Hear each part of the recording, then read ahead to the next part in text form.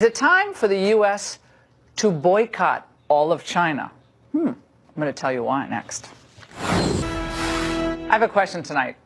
Why isn't a full-on disengagement from China a realistic and smart approach for this country? Stay with me here. Are they not thieves of American ingenuity?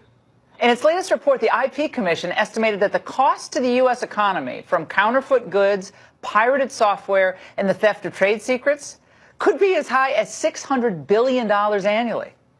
Hey, does China not pose a significant national security threat to the country?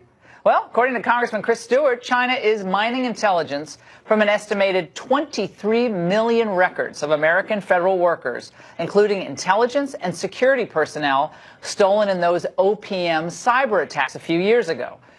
Hey, does China not strong-arm American businesses? Well, according to Axios, China has forced U.S. companies to create joint ventures to do business there.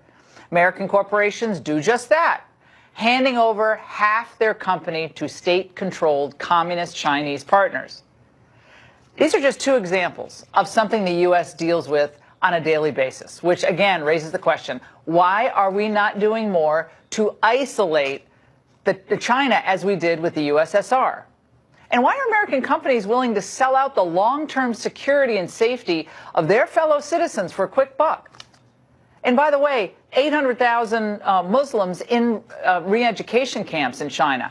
Reports are crematoriums are being built near these re-education camps. Christian churches being leveled. Last week, one of the biggest cathedrals in all of China smashed down by a cherry picker.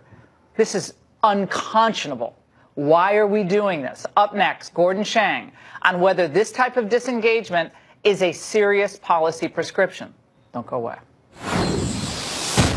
Why isn't a full-on disengagement from China a smart and realistic approach, given everything we know that they're doing on a humanitarian basis, on an economic basis, national security? Here now is Gordon Chang, author of the book, The Coming Collapse of China. Gordon, I'm not sure China's going to collapse anytime soon, but what about this idea of treating China the way Reagan treated the Soviet Union? Broke them eventually, didn't it? It certainly did. And this is something we have to do, Laura, because we're funding our own destruction. China is using the profits from trade to expand its military, while its senior military officers openly boast about killing Americans. Twice in December, senior PLA, People's Liberation Army officers, talked about unprovoked attacks on the U.S. Navy in the global commons. And in the second of those attacks on December 20th, a rear admiral said, let's use our missiles to kill 10,000 Americans by sinking 2 aircraft carriers. I don't understand why we're trading with this country. We have to protect ourselves. Gordon, I remember in the 80s when I was in college, there was a big, divestment from South Africa movement. And it ended up really having an effect on a lot of companies pulled out of South Africa because of apartheid. Tell us very quickly how, on a scale, China compares to what was happening, as horrific as it was, just the sheer numbers of those oppressed in China today.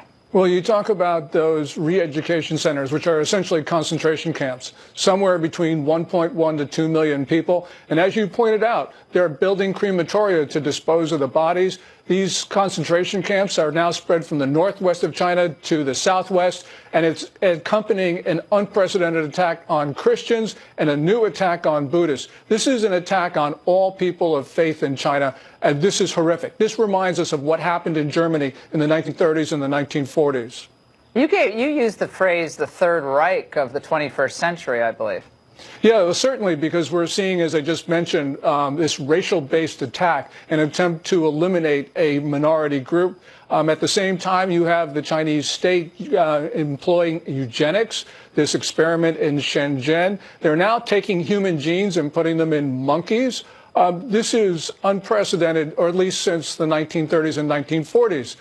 You go through the list. This is an attack on all that's decent in the world. And you have Apple, Microsoft, all these big tech companies setting up shop, and ultimately Texas Instruments, this is all the money they make. This is I think we're going to look back on this period saying, why didn't we disengage sooner? Gordon Chang, we're never letting go of this issue. Thank you so much.